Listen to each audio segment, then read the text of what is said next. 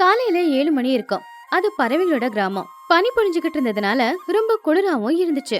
பாவம் பறவைங்களோட ஊர்ல குளிர் காத்து வீசிக்கிட்டு இருந்ததுனால எல்லாரும் நடுங்கிக்கிட்டு இருந்தாங்க. புஜ்ஜி, ஸ்வெட்டர் போட்டுக்கோ. என்ன இன்னைக்கு இவ்ளோ குளிருது? நம்ம ஊரே காஷ்மீர மாதிரி மாறி போயிருக்கு. என் உடம்பெல்லாம் குளிருக்கு அப்படி ஐஸ் மாதிரி ஆயிருக்கு. புஜ்ஜி குளிர்ல நடுங்கிக்கிட்டே, அம்மா, எனக்கு ரொம்ப குளிர் எடுக்குது. என் மூக்குல இருந்து ஐஸ் தண்ணியா இறங்குது. நான் வெளியே போய் விளையாட மாட்டேன். எனக்கு சுட சுட பாலும் ரஸ்கும் கொடுங்க. சிச்சு காக்கா உடம்புக்கு ஸ்வெட்டரு அப்புறம் 4 போர்வைய போத்திக்கிட்டு, மகி, என்ன ஆச்சு நம்ம ஊருக்கு? நம்ம ஊர்ல இந்த மாதிரி ஒரு குளிர நான் பார்த்ததே இல்ல. இந்த குளிருக்கு என் உடம்பெல்லாம் கடகடன்னு உதறுது. என்னால இந்த குளிர்ல நிக்க முடியல. ப்ளீஸ் யாராவது ஃபயர் கேம்பை ஏற்பாடு பண்ணுங்க. நான் இன்னைக்கு ஸ்கூலுக்கு போக மாட்டேன். குளிருக்கு என் கையால பென்சிலை பிடிக்க முடியல. என் புத்தகம் எல்லாம் பனியில நனைஞ்சு போயிடும். அப்போ லூசியும் குளிர்ல நடுங்கிக்கிட்டே, ஓ மை காட், என்னோட பிங்க் ஃபெதர் எல்லாம் இந்த பனிக்கு அப்படியே ஐஸா ஆயி போயிருக்கே. முந்தா நேத்து பாரிஸ்ல இருந்து கொண்டு வந்த என்னோட மாய்ஸ்சரைசர் குளிருக்கு கட்டி ஆயிருக்கு. என்னோட உதட்டுக்கு போடுற லிப்பம் கூட இந்த குளிருக்கு கட்டி ஆயிருக்கு. என்னால சிரிக்க கூட முடியல. என்னோட மூக்கு கூட குளிருக்கு ஐஸ் கட்டியாவே மாறி போச்சு. டே பன்னு, அந்த ஜன்னலுகிட்ட நிக்காதடா. நீ ஐஸா மாதிரி ஒட்டிக்க போற. மகி, என்னாச்சு மகி? நேத்து வரைக்கும் கிளைமேட் நல்லா தானே இருந்துச்சு. இது என்ன திடீர்னு இப்படி குளிர் பயங்கரமா ஆயிடுச்சு? அம்மா, இந்த குளிருக்கு என் சிறகுங்களை அசைக்க கூட முடியல. என்ன, நம்ம ஃப்ரிட்ஜுக்குள்ளேயா இருக்கும்? மண்ணால பொம்மை செய்யலான்னு பார்த்தா எல்லாமே ஃப்ரீஸ் ஆயிருக்கு. அப்போ மகிக்கழகும் குளிர் தாங்க முடியாம, ஆமா சோட்டு, எனக்கும் விஷயம் ஒண்ணுமே புரியல. நேத்து நைட்டு வரைக்கும் கிளைமேட் நல்லா தானே இருந்துச்சு. சரி, யாரும் எங்கேயும் போவாதீங்க. எல்லாரும் வீட்டுக்குள்ள போய் நெருப்பு போட்டுக்கிட்டு சூடு காஞ்சிக்கிட்டு இருங்க. தண்ணி கிட்ட மட்டும் போகாதீங்க. மதியம் 12 மணி இருக்கும். இது வரைக்கும் நல்ல குளிரா இருந்த அந்த ஊர்ல மெதுவா பனியெல்லாம் கலைஞ்சு போய் ஆகாயத்துல சூரியன் வந்து நெருப்பு அள்ளி கொட்டுற அளவுக்கு வெயில் அடிச்சுக்கிட்டு இருந்துச்சு. இது வரைக்கும் குளிர்னவங்களுக்கு இப்போ வேர்த்து கொட்ட ஆரம்பிச்சுது. சிச்சு காக்கா உடம்புல போட்டிருந்த ஸ்வெட்டர் போர்வை எல்லாத்தையுமே கலட்டி கீழே போட்டுடுச்சு. ஐயோ, கொஞ்ச நேரத்துக்கு முன்ன ஐஸ்கிரீம் மாதிரி இருந்தன்னா இப்போ அடிக்கிற வெயிலுக்கு தந்தூரி சிக்கன் மாதிரி காஞ்சி போறேனே. துணி எங்க இருக்க? சீக்கிரமா வந்து அந்த ஃபேனை போடுடி. இந்த பானையில கொஞ்சோண்டு தான் தண்ணி இருக்கு. சீக்கிரமா வந்து காஞ்சிக்கிட்டு இருக்கிற உங்க தொண்டைய நினைச்சுக்குங்க. ஃபேன் வேண்டாம் சிச்சு, சூடா காத்தடிக்கும். துணி, அந்த தண்ணிய யாருக்கும் குடுக்காதடி. என் தொண்டையெல்லாம் காஞ்சி போகுது. மொத்த தண்ணியும் நானே குடிச்சிடறேன். சின்னுவுக்கெல்லாம் குடுக்காத, எனக்கு முதல்ல கொடு. ஆண்டி, எங்க அம்மா எவ்வளோ செல்ஃப் யூஸ்ன்னு பாத்தீங்களா? மொத்த தண்ணியும் அவங்களுக்கே கொடுத்துடணுமா? எங்களுக்கு யாருக்கும் கொடுக்காதீங்கன்னு சொல்றாங்க. ஆண்டி, எனக்கு ஃப்ரூட்டி வேணும். என் தொண்டை காயுது. Please aunty. அப்போ லூசி அழுதுகிட்டே, ஓ ஷிட், என்னால இந்த வெயிலுக்கு இங்க நிக்கவே முடியல. என்னோட மேக்கப் எல்லாம் கரைஞ்சு போகுது. என்னோட சன்ஸ்கிரீம் எல்லாம் நாசமா போச்சு. யாராவது எனக்கு சீக்கிரமா ஏசி போடுங்க. எனக்கு ரொம்ப வேர்க்குது. அப்போ குஹுவாத்து, எனக்கு இந்த வெயிலுக்கு வெயில் தாங்க முடியல. நான் போய் தண்ணியில எகிரி குதிக்க போறேன். குளத்துல இறங்கி மறுபடியும் வெளியில வந்து, ஐயோ அம்மா, என்னது இது? இந்த தண்ணி சாம்பார் மாதிரி அப்படியே கொதிச்சுக்கிட்டு இருக்கு. இதுல நான் போனா அதுக்கப்புறம் வெந்து போயிடுவேன். இந்த நேச்சருக்கு என்ன ஆயிருக்கு? காலையில குளிரு, இப்ப வெயிலு. பைத்தியமா? டே பண்ணு, வெளிய மட்டும் போகாதப்பா. வெளிய வெயிலு பயங்கரமா இருக்கு. அதுக்கப்புறம் நீ எரிஞ்சு போயிடுவ. காலையில காஷ்மீர மாதிரி இருந்துச்சு, போ சஹாரால இருக்கும். பன்னு கிளி சிரிச்சுக்கிட்டே, அம்மா, காலையில குளிருது அப்படின்னு எனக்கு ஸ்வெட்டரை மாட்டி விட்டீங்க. ஆனா இப்ப பயங்கரமா வேர்க்குது. இப்ப தலைய சுத்துது. என்ன இது? இத நம்பவே முடியல. காலையில குளிர் எடுக்குது, மத்தியானத்துக்கு மேல பார்த்தா வேர்க்குது. இது இந்த கிளைமேட் ஏதோ நம்ம கூட விளையாடுது போல. வெளிய யாருமே போகாதீங்க, நெகிழ்ல இருங்க. சாயந்தரம் 5 மணிக்கு மறுபடியும் கிளைமேட் மாற ஆரம்பிச்சுது. இப்போ வெயில் போய் ஆகாயத்துல மேகமூட்டமா இருந்து இடி மின்னல் சத்தத்தோட வேகமா வீசுற காத்தோட அந்த ஊர்ல கொட்டு கொட்டுன்னு மழை கொட்ட ஆரம்பிச்சுது. ஐயோ, என்னது இது? மறுபடியும் இப்ப மழையா?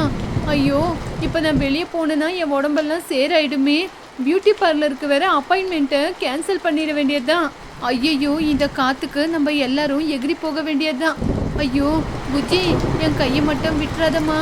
என் கையை விட்டுட்டா அதுக்கப்புறம் நீ காத்துல பறந்து போயிடுவ. ஐயையோ, குளிருக்கு வீட்டோட ஓட எல்லாம் எகிரி போகுது. டே பண்ணு, நீ அந்த மரத்தை கட்டியா புடிச்சுக்கோடா. அம்மா, என்னோட கிரிக்கெட் பால் பேட் எல்லாம் தண்ணியில அடிச்சுக்கிட்டு போகுது. பொம்மை எல்லாம் தண்ணியில நனையுது, யாராவது புடிங்க. பால் பேட் எல்லாம் தண்ணியில அடிச்சுக்கிட்டு போனா கூட வாங்கிக்கலாம். ஆனா என்னோட மேக்கப் கிட் எவ்வளோ காஸ்ட்லி தெரியுமா? அது போனா வாங்க முடியுமா? ஏன் லூசி, உயிர் போற நேரத்துல மேக்கப் பத்தி எல்லாம் பேசிக்கிட்டு இருக்க? மழை அதிகமாயிட்டே போகுது. தண்ணி அதிகமாகி நான் மழை தண்ணிலேயே அடிச்சுக்கிட்டு போயிடுவேனோன்னு எனக்கே ரொம்ப பயமா இருக்கே. அம்மா, எனக்கு ரொம்ப பயமா இருக்கு. நம்ம ஊர்ல 3 நேரத்துல 3 கிளைமேட்டுங்க. எனக்கு பயமா இருக்கு. ஏலியன் நம்மள அட்டாக் பண்ணுதா? அப்போ சிச்சு காக்கா மரத்துல இருக்கிற ஒரு கிளைய பிடிச்சுக்கிட்டு, ஏலியன் இல்லடா பைத்தியக்காரா, நம்ம செஞ்ச பாவம் தாண்டா இது. இந்த இயற்கை நம்மள தண்டிக்குது. ஐயோ கடவுளே, என்ன மன்னிச்சிடுங்க மகி, என்ன காப்பாத்துங்க. இனிமே யார் வீட்லயும் திருட மாட்டேன், யார பத்தியும் தப்பா பேச மாட்டேன், காப்பாத்துங்க. அப்போ மகிக்கழுகு மழையில நனைஞ்சுக்கிட்டு ரொம்ப வேகமா அங்க வந்துச்சு. யாருமே அழுவாதீங்க, நான் தான் வந்துட்டேன்ல. என் வீடு ரொம்ப பெருசு, உங்க எல்லாரையும் நான் காப்பாத்துறேன். சரி சரி வாங்க என் கூட, நம்ம வீட்டுக்கு போலாம். எல்லாரும் உயிரை கையில பிடிச்சுக்கிட்டு மகிக்கழுகோட பெரிய வீட்டுக்குள்ள போய் சேஃபா உட்காந்துட்டாங்க. அன்னைக்கு ராத்திரி நேரம் மழை நின்னுடுச்சு. அத பார்த்து பறவைங்க எல்லாரும் அப்பாடா தப்பிச்சோண்டா அப்படின்னு மனசுக்குள்ள நினைச்சாங்க. மகி, எங்களை காப்பாத்த வந்துட்டீங்களா? என்ன ஒரே நாள்ல வெயில் குளிர் மழை 3 ஒண்ணா வந்திருக்கு. ஏதாவது கெட்ட சக்தி நம்ம ஊருக்குள்ள வந்துருச்சா? அப்போ மகிக்கழுகு கொஞ்சம் வருத்தத்தோட, இது மந்திரம் இல்ல குஹு, சாபமும் இல்ல, இயற்கை நம்மளுக்கு கொடுக்கிற வார்னிங்.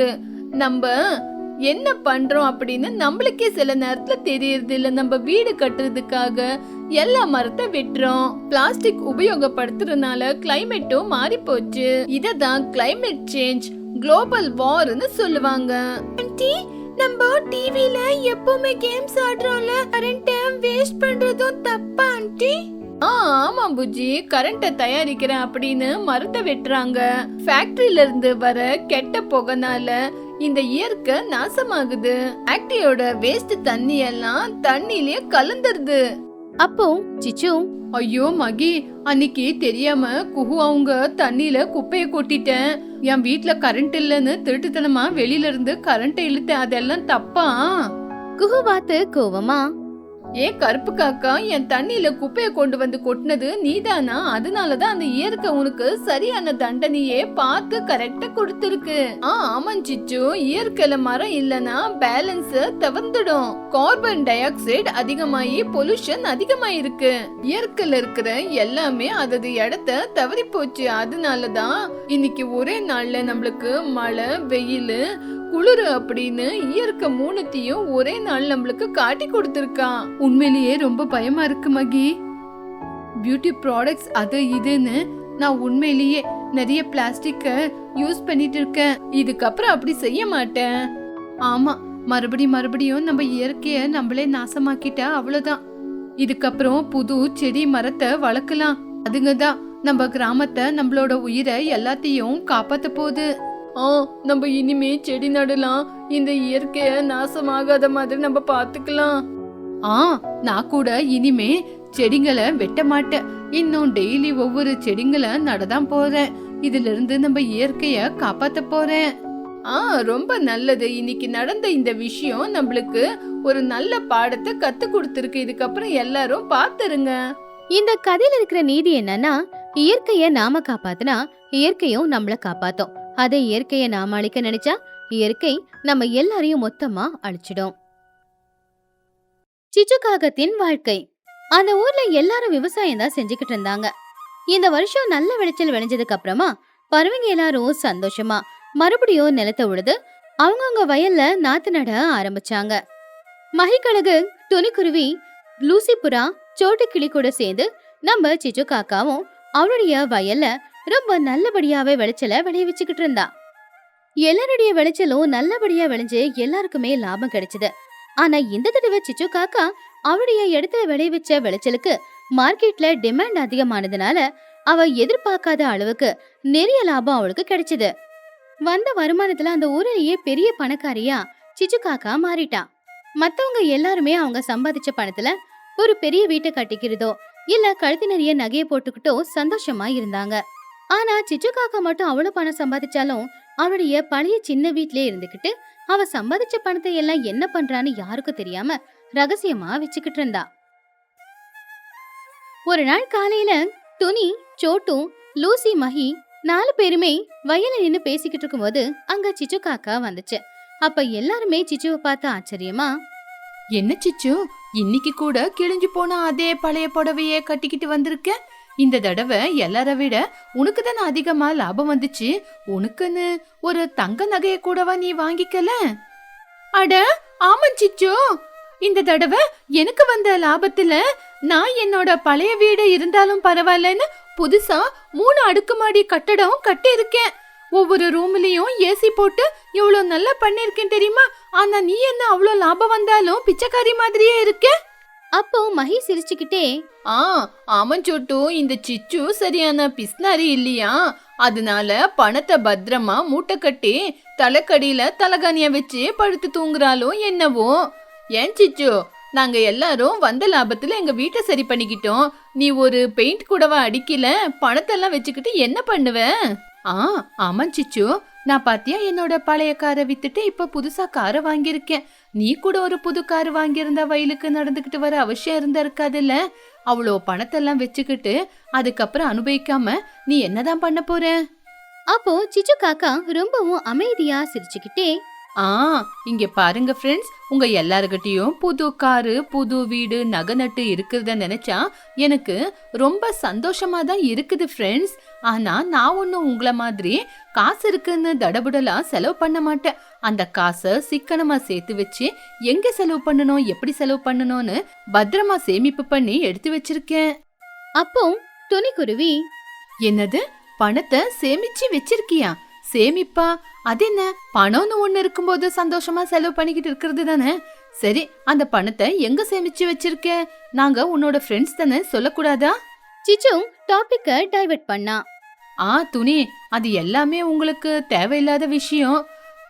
நேரம் வரும்போது என்ன ஏதுன்னு எல்லாமே உங்களுக்கு புரியும். சரி, நான் இப்போ வயலுக்கு போனோம். வயல்ல எனக்கு கொஞ்சம் வேலை இருக்கு. அப்படி சிச்சு காக்கா அவளுடைய பணத்தை என்ன பண்ணாங்கிற ரகசியத்தை வெளியில சொல்லவே இல்ல. அங்கிருந்து போயிட்டா. அவ போனதும் மத்தவங்க எல்லாருமே சிச்சுவை பத்தி தப்பு தப்பா பேச ஆரம்பிச்சாங்க. எல்லாரும் அவ மேல ரொம்ப கோவமா இருந்தாங்க. பாத்தியா துணி, இவளுக்கு எவ்வளவு திமிருன்னு. நம்ம எங்க இவகிட்ட காசு கேட்போம் அப்படின்னு நம்மளுக்கு தெரியாம இவோ பதுக்கி வச்சிருப்பா. பணம் வந்த உடனே நம்மள விட்டுட்டா பாரு. ஆமாம் துணி, அவ ஒரு பிஸ்னாரியாச்சே. அதனாலதான் அந்த காசெல்லாம் பத்திரமா எடுத்து சேமிப்பு பண்ணி வச்சிருப்பா. அதனால தானே இது நாள் வரைக்கும் அந்த ஓட்டு வீட்லயே வாழ்க்கைய நடத்திக்கிட்டு இருக்கா அவ. இனிமே எதுக்காக அவளை பத்தி நம்ம பேசிக்கிட்டு சும்மா? அவளுக்கு நம்ம வீடெல்லாம் பார்த்து வைத்தறிச்சலா இருக்கும். ஆனா வெளிய மட்டும் சொல்ல மாட்டா, அவ்வளவுதான். அப்படி இந்த பக்கம் பெரியவங்க எல்லாரும் பேசிக்கிட்டு இருக்கும்போது ஊருக்குள்ள சின்ன பசங்க எல்லாரும் ஒன்னா சந்தோஷமா விளையாடிக்கிட்டு இருக்கும்போது புஜ்ஜி, பன்னு 2 பேருமே சின்னவ கிண்டல் செய்ய ஆரம்பிச்சாங்க. அப்போ புஜ்ஜி சிரிச்சுக்கிட்டே, டே சின்ன, உங்க அம்மாவுக்கு எல்லார விட அதிகமா லாபம் வந்துச்சுல. உனக்கு புது பேக், வீடியோ கேம் வாங்கி கொடுக்கலையா? எங்க அம்மா பாத்தியா, புது வீடியோ கேம் வாங்கி கொடுத்திருக்காங்க. நான் எவ்வளவு நல்லா ஜாலியா விளையாடுறேன்னு பாருடா. ஆமாண்ட சின்ன, எங்க அம்மா எனக்கு புது சைக்கிளை வாங்கி கொடுத்திருக்காங்க. உங்க அம்மாவுக்கு லட்சக்கணக்குல லாபம் வந்துச்சுல. உனக்கு மட்டும் எதுக்குடா உங்க அம்மா ஒண்ணு வாங்கி கொடுக்கல? அவ்வளவு பணத்தை என்ன பண்ணாங்க? சின்ன காக்கா ரொம்ப கவலையா, எனக்கு அத பத்தி எல்லாம் ஒன்னும் தெரியாதுடா. எங்க அம்மா அந்த பணத்தை எங்க வச்சிருக்காங்க, என்ன பண்ணாங்க, எதுவுமே தெரியாதுடா. அவங்க எனக்கு தெரியாம எங்கோ பத்திரமா ஒளிச்சு வச்சிருக்காங்க. அப்போ புஜ்ஜி, என்னடா சின்ன, உங்க அம்மாவுக்கு நீ சொந்த மகன் தானே, இருந்தாலும் பணத்தை என்ன பண்றீங்கன்னு உங்க அம்மா உங்ககிட்ட சொல்லலையா? என்னடா உங்க அம்மா ஒரு பிஸ்னரி, உங்களது பிஸ்னரி குடும்பம். மழை வந்தாலும் வெயில் அடிச்சாலும் அந்த வீட்ல இருந்து கஷ்டப்படுறீங்க. நாங்க பாத்தியா எவ்வளவு பெரிய வீடு கட்டிக்கிட்டு இருக்கோம். டேய், உங்க அம்மா அந்த பணத்தை எல்லாம் சேர்த்து வச்சு நாளைக்கு சிட்டிலேயே இருக்கிற பெரிய போர்டிங் ஸ்கூல்ல உன்னை சேர்க்க போறாங்களே என்னவோ, கேட்டுக்கடா. ஃப்ரெண்ட்ஸ் எல்லாரும் கிண்டல் பண்றத பார்த்து சின்னவுக்கு ரொம்பவும் கோவம் வந்துச்சு. அவன் அவங்க எல்லார்கிட்டயும் கோச்சுக்கிட்டு நேரா அவங்க வீட்டுக்கு வந்தான். வீட்ல சிச்சு காக்கா சமைக்கிறதுக்காக காய்கறி நறுக்கிக்கிட்டு இருக்கும்போது கதவை வேகமா தள்ளிட்டு உள்ள வந்த சின்ன காக்கா அவங்க அம்மாவை பார்த்து ரொம்பவும் கோவமா, அம்மா, ஊர்ல இருக்கிற பறவைங்க எல்லாரும் என்ன ரொம்ப கேவலமா பேசுறாங்கம்மா. உங்களுக்கு தான் அவ்வளோ லாபம் வந்துச்சுல, அந்த பணத்தை எல்லாம் என்னம்மா பண்ணீங்க? அந்த பணத்தை எல்லாம் எனக்கு தெரியாம எங்க ஒளிச்சு வச்சீங்க? அப்போ சிச்சு காக்கா, ஏன்பா சின்ன, ஏன் இவ்வளவு கவலையோட பேசுற? யாராவது வெளியே ஏதாவது சொன்னாங்களா? ஊருக்குள்ள இருக்கிறவங்க 1000 பேசுவாங்க, நம்ம இப்படி இருந்தா அவங்களுக்கு என்னவா? சின்ன காக்கா அழுதுகிட்டே, அம்மா, நீங்க என்ன சமாதானம் படுத்தாதீங்கம்மா. ஊருக்குள்ள இருக்கிற எத்தனையோ பறவைங்க காரு பங்களா வீடுன்னு சந்தோஷமா வாழ்ந்துகிட்டு இருக்காங்க. ஆனா நீங்க மட்டும் எனக்கு எதுவுமே வாங்கி கொடுக்காம இருக்கீங்க. என்னம்மா பண்ணீங்க? அவ்வளவு காசை குழி தோண்டி புதைச்சு வச்சிருக்கீங்களா? அப்போ சிச்சு காக்கா சிரிச்சுக்கிட்டே சின்னுவ பார்த்து, ஐயோ பைத்தியக்கார பையனே, நான் பணத்தை எல்லாம் குழி தோண்டி புதைச்சு வைக்கலடா. குழி தோண்டி அதுக்குள்ள பெரிய பங்களாவே கட்டிக்கிட்டு இருக்க. ஆனா இந்த விஷயத்த உனக்கு எப்படி சொல்றதுன்னு தெரியாம இருந்த. இப்ப நீயே கேட்டதுனால சொல்லிக்கிட்டு இருக்க. அப்போ சின்ன காக்கா ஆச்சரியமா, அம்மா, புது உலகமா? என்னம்மா அது? எனக்கு ஒண்ணுமே புரியலம்மா. முந்தா நேத்து நானு பொருளுங்க வாங்குறதுக்காக மார்க்கெட்டுக்கு பட்டணத்துக்கு போயிருந்தேல, அங்க நிறைய பேரு பேசிக்கிட்டாங்க. இன்னும் 2-3 நாள்ல இந்த பூமி மேல பெரிய மாற்றமே ஏற்படும்னு சொன்னாங்கடா. எல்லாமே மாறப்போதா? அப்படின்னா என்னம்மா? புயல் காத்து ஏதாவது வருதா? புயல் காத்து இல்லப்பா, அது பேரு எல்னீனு. அப்படின்னா சூடு இந்த பூமி மேல அதிகமாயி எங்கேயுமே ஒரு துளி கூட மழை விழுவாதாமா. எப்பவுமே நம்ம பார்க்காத அளவுக்கு இந்த வருஷம் சூரியன் அவனோட சூட்டை அதிகமாக்கி இந்த பூமியில எங்கேயுமே தண்ணி இல்லாம செடி மரம் எல்லாமே காஞ்சு போகுதாமா. அப்போ சின்ன காக்கா ரொம்ப பயந்து போய், ஐயோ கடவுளே, எல்னினா வெயிலா?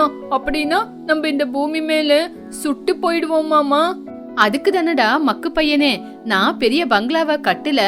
இந்த துணி சோட்டு இவங்க எல்லாருமே லாபம் வந்த உடனே வீட்டை கட்டுறேன், காரை வாங்குறேன், தங்க வாங்குறேன்னு தடபுடலாம் எதேதோ செஞ்சு வச்சிருக்காங்க. ஆனா முன்னாடி வரப்போற வெயிலுனால அவங்களோட வீட்டு ஏசி கரண்ட் எல்லாமே பர்ன் ஆக போது. பாத்துக்கிட்டே இரு. அதுக்கு தானே நான் புத்திசாலித்தனமா எல்லாமே யோசிச்சு வச்சிருக்கேன். அம்மா, அப்படின்னா அடிக்கிற வெயிலுக்கு நம்மளும் சுட்டு போயிடுவோமாமா? எனக்கு ரொம்ப பயமா இருக்குமா. ஏன்டா நான் இருக்கும்போது நீ பயந்துகிட்டு இருக்க?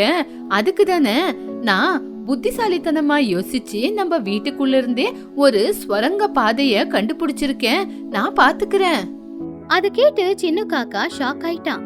பூமிக்கு அடியில இருந்து ஸ்வரங்க மார்க்கமா? உண்மையாமா? ஆமாண்டா, பூமிக்கு அடியில எவ்வளவு வெயில் அடிச்சாலும் எப்பவுமே சில்லுன்னு தான் கிளைமேட் இருக்கும். அதனால தானே நான் புத்திசாலித்தனமா யோசிச்சிருக்கேன். அது மட்டும் இல்ல பூமிக்கு அடியில நம்மளுக்கு காத்தோட்டம் இருக்கணும் அப்படின்னு காத்து வசதி வேணும்னு சின்ன சின்ன பைப்புங்களை பூமிக்கு மேலேயே எடுத்து விட்டுருக்கேன். அது மட்டும் இல்ல, எனக்கு வந்த லாபத்துல 6 மாசத்துக்கு தேவையான பொருளுங்கெல்லாம் எடுத்து வச்சிருக்கேன். பூமிக்கு அடியில வீட்டையே கட்டியிருக்கேன். அது கேட்டு சின்ன ரொம்பவும் சந்தோஷமா, அம்மா, எனக்கு அந்த வீட்டை பார்க்கணும் போல ரொம்ப ஆசையா இருக்குமா. என்ன கூட்டிட்டு போய் அந்த வீடை காட்டுறீங்களாமா? நான் யாருகிட்டயும் சொல்ல மாட்டேன். சரிப்பா, உனக்கு காட்டாம யாருக்கு காட்ட போறேன்? ஆனா இந்த விஷயத்த பத்தி யாருக்கும் எப்பவுமே தெரியக்கூடாது. வெயில் வந்தப்போ நம்ம சந்தோஷமா போய் அந்த வீட்ல இருக்கலாம். இங்க எல்லாரும் வெயிலுக்கு கஷ்டப்படுவாங்க. இப்படியே சில நாட்களும் போச்சு. சிச்சு காக்கா சொன்ன மாதிரி வெயில் காலமும் வந்துச்சு. வெயில் ரொம்ப அதிகமா இருக்கிறதுனால பறவைகளால வெயில தாங்கிக்கவே முடியல. காலையில 7 மணிக்கே வெயில் ரொம்ப அதிகமா இருந்துச்சு. ஆத்துல இருந்து குளத்துல இருக்கிற தண்ணி எல்லாமே வத்தி ஆவியா போயிடுச்சு. பறவைங்க எல்லாரும் அனல் தாங்க முடியாம ரொம்பவும் கஷ்டப்பட்டுக்கிட்டு இருக்கும்போது சிச்சுவோட வீட்டுல சிச்சு காக்கா, அடடே சின்னம், இனிமே நம்மளால இந்த பூமி மேல வாழ முடியாது. உடனே நம்மளோட ஸ்வரங்க வீட்டுக்கு போயிடலாம். சீக்கிரமா துணிமணி எல்லாம் எடுத்துக்கிட்டு வா, நம்ம கிளம்பலாம். ஆமாமா, எனக்கும் இங்க இருக்க முடியலம்மா. சிச்சு காக்கா சின்ன காக்காவை கூட்டிக்கிட்டு அவ வீட்டுக்குள்ள இருக்கிற ஒரு ரகசிய சுரங்க பாதை வழியா ஒரு குகைக்குள்ள வந்தா. அந்த இடத்துக்குள்ள வந்த உடனே அங்க கிளைமேட் சுத்தமா மாறிடுச்சு. அதாவது ஏதோ ஒரு ஃப்ரிட்ஜுக்குள்ள வந்த மாதிரி தான் இருந்துச்சு. அந்த அளவுக்கு குளிர்ச்சியா இருந்துச்சு. அங்க 2 கட்டில், ஒரு ஓரமா ஒரு அடுப்பு, அப்புறம் ஒரு ஓரத்துல தண்ணி, சமைக்கிறதுக்கு காய்கறி, அரிசி, பருப்பு சாமான் எல்லாமே இருந்துச்சு. சின்ன காக்கா அங்க சந்தோஷமா படுத்து தூங்குனா. வாவ் அம்மா, இங்க எவ்வளவு சில்லுன்னு நல்லா காத்து வருதுமா. மேல எவ்வளவு வெயில் அடிச்சாலும் உள்ள அது தெரியவே மாட்டேங்குது. இவ்வளவு நிம்மதியா நான் இது வரைக்கும் இருந்ததில்ல. அப்போ சிச்சு ரொம்பவும் சந்தோஷமா, பாத்தியா என்னோட புத்திசாலித்தனத்தை? நம்ம வெயில் காலம் முடியற வரைக்கும் இங்கே நிம்மதியா இருக்கலாம். அவங்க மட்டும் அந்த வெயில்ல வெந்துக்கிட்டு கரண்ட்டும் இல்லாம கஷ்டப்பட போறாங்க. இப்படியே சில நாட்கள் போச்சு. குகைக்குள்ள சிச்சு காக்காவும் சின்ன காக்காவும் ரொம்பவும் சந்தோஷமா வாழ்ந்துகிட்டு இருந்தாங்க. அவங்களுக்கு அங்க எந்த பிரச்சனையும் இருக்கல. ஆனா மேல வெளியில பாவம் பறவைங்களோட நிலைமை ரொம்ப மோசமா இருந்துச்சு. ஏசி இருந்தாலும் அங்க கரண்ட் இல்ல. அதே மாதிரி குடிக்கிறதுக்கு தண்ணி இல்லாம, சாப்பிட சாப்பாடு இல்லாம பறவைங்க கஷ்டப்பட்டுக்கிட்டு இருந்தாங்க. ஒரு நாள் சின்ன காக்காவுக்கு வெளியில நிலைமை என்னன்னு தெரிஞ்சுக்கணும் போல தோணுச்சு. அம்மா, நான் இந்த ஸ்வரங்க மார்க்கமா வெளிய போய் அங்க நிலைமை எப்படி இருக்குன்னு பாத்துட்டு வரேன். என் ஃப்ரெண்ட்ஸ கூட பாத்துட்டு வரேம்மா. சரிடா, பாத்து பத்திரமா போயிட்டு வா. வெயில் பட்டா நீ சுட்டு போயிடுவ. அதனால வெளிய போவாம மெதுவா எட்டி பாத்துட்டு வா போதும். அப்படி சின்ன சுரங்கப்பாதை வழியா வெளியில வந்து அவங்க வீட்டு ஜன்னல் வழியா வெளியில என்ன நடக்குதுன்னு பார்த்தான். வெளியில பன்னு கிளி, புஜ்ஜி குருவி 2 பேரும் தாகம் தாங்க முடியாம உடம்புல இருக்கிற நீர் சக்தி எல்லாமே இழந்து சாவர நிலைமையில பாவம் தூணுக்கு முட்டிக்கிட்டு நின்னுக்கிட்டு இருந்தாங்க. இன்னொரு பக்கம் அவங்க அம்மாக்கள் உட்காந்து பிள்ளைங்களோட நிலைமைய பார்த்து ரொம்பவும் கவலைப்பட்டுக்கிட்டு இருந்தாங்க. அப்போ துணி அழுதுகிட்டே, ஐயோ கடவுளே, எப்படியாவது எங்க பசங்களை காப்பாத்துங்கப்பா. எங்களுக்கு குடிக்கிறதுக்கு ஒரு துளி தண்ணி கூட இல்ல. வீட்டுக்குள்ளேயே இருக்கலான்னு பார்த்தா அந்த காங்கிரீட் வீடால வீடே உஷ்ணமா இருக்கு. வெளியே வந்தா வெயில் எங்களை சுடுது. அப்போ சோட்டு கிளியும், ஐயோ துணி, நம்ம பெரிய தப்பு பண்ணிட்டோம் துணி.